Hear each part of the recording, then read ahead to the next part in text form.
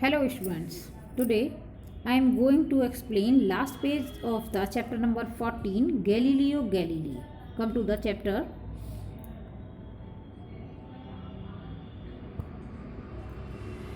And most remarkable of all. Galileo discovered 4 moons orbit Jupiter. This meant that everything in the universe did not circle the earth.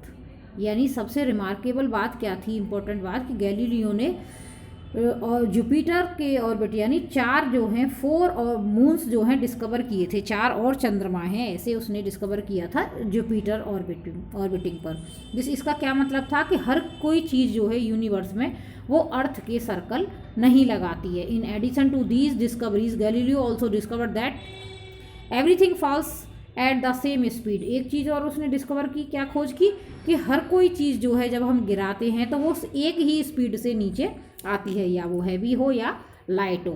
If you jumped off a bridge at the same time as an elephant you would both hit the water at exactly same the time. यानी यदि आप किसी bridge से, पुल से नीचे कूदते हो या कोई एलिफेंट नीचे गिरता है तो दोनों ही पानी में एक ही टाइम पर गिरेंगे।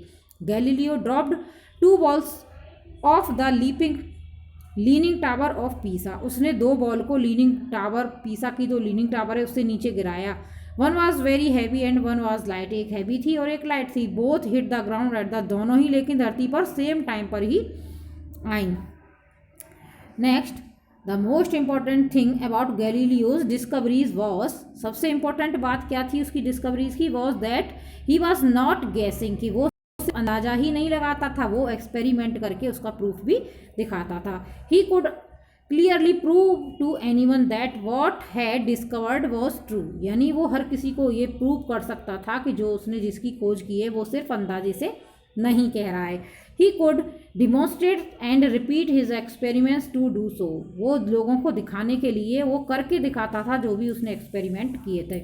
Galileo spent many happy hours looking through his telescope. उसने कई घंटों अपने बिताए थे किसको, टेलीस्कोप जो बनाया था उसमें देखने में, यानी यूनिवर्स में क्या क्या है उससे, उसके थ्रू वो देखता था। आफ्टर सम रिसर्चेज, कुछ खोज करने के बाद ही रियलाइज, उसने महसूस किया that what everyone believed about the earth standing still was actually wrong. यानी हर कोई ये बिलीव करता था कि हमारी जो अर्थ है वो स्टैंडिंग यानी एक जगह पर फिक्स है, लेकिन वो तो गलत था। In fact the earth travelled round the sun.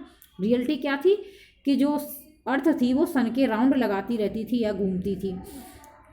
This had already been stated by Copernicus. और ये पहले से ही एक जो कोपरनिकस हुए थे उन्होंने भी ये कहा था कि अर्थ फिक्स नहीं है, वो घूमती है। Galileo began to publish papers about his discovery. उसने अपनी खोज के लिए पेपर्स में डिस्कवर किया, यानी पब्लिश कर दिया कि उसके बारे में जो न्यूज़पेपर में छाप दिया। This enraged many people.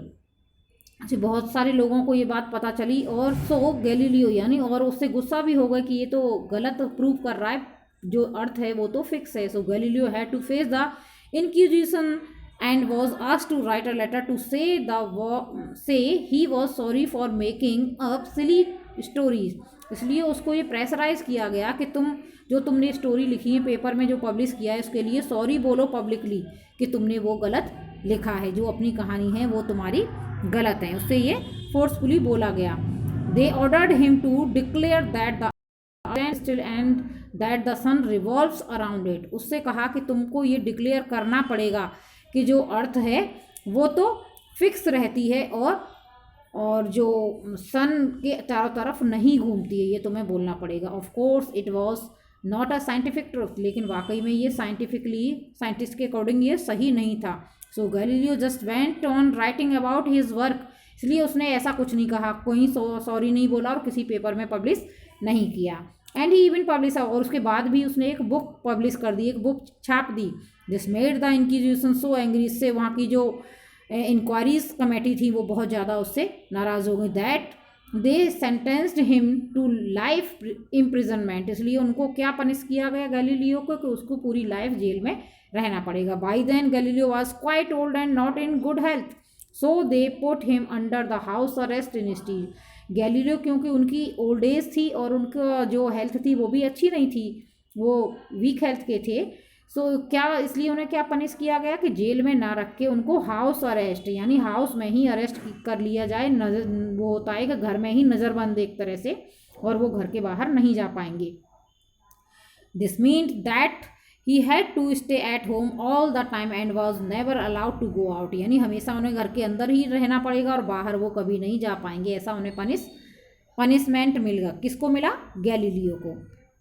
Next, Galileo just went on studying the universe. इसके बाद भी वो आगे उन्होंने कंटिन्यू रखा अपनी पढ़ाई, यानी जो जिसके बारे में यूनिवर्स के बारे में डूइंग हिज, और वहाँ अपने घर में ही वो एक्सपेरिमेंट करते रहे। एंड राइटिंग बुक्स, और बुक्स लिखते रहे उससे related. Without taking much notice, किसी को बिना किसी खबर के, यानी किसी को बिना बताए ही वो बुक्स भी लिखते रहे और वहाँ अपना जो एक्सपेरिमेंट थे अपने घर के अंदर ही वो कंटिन्यू करते रहे। He did not mind being in his house any way. अब उन्हें कहीं जाने की ज़रूरत ही नहीं थी, वो तो घर में ही सारे एक्सपेरिमेंट कर रहे थे। Galileo was indeed brave to dare to be different and we are all very glad that the earth is not standing still because it was if it was, यानी अब हमें ये जान के बड़ी खुशी होती है कि वो अलग सोचते थे, किसी से डरते नहीं थे, और उन्होंने ही कहा था कि अर्थ एक जगह स्टेबल नहीं है, वो मूव करती रहती है, क्योंकि it would tumble into space and we would all off. अगर ऐसा होता, वो स्टेबल होती, तो हम सब नीचे अर्थ से नीचे गिर जाते और उस पर हम कभी भी नहीं रह पाते। Next, A popular legend hold that Galileo after publicly announcing that the earth does not move. इसके लिए एक फेमस स्टोरी है कि गैलीलियो के कि उसने पब्लिकली अनाउंस किया था कि अर्थ घूमती नहीं है। अरोज फ्रॉम हिज नीज, अपने ही एक ही जगह पर फिक्स एंड एक्सप्लेन, और क्या एक्सप्लेन किया था उन्होंने? ई पर सी मूव मीनिंग, इसका मतलब क्या था? उन्होंने कहा कि वो घूमती ही नहीं, जबकि वो सन के जो है हमेशा राउंड लगाती रहती है। इट मीन्स, इसका मतलब क्या था? Never the less is does move, यानी फिर भी ये घूमती ही रहती है, अपनी ही जगह पर ही नहीं घूमती बल्कि दूसरे प्लानट के भी चक्कर लगाती है। ये उसने कहा था, किसने? गैलीलियो ने। Okay, then I have completed this chapter today. Next time I will provide you work of this chapter through PDF.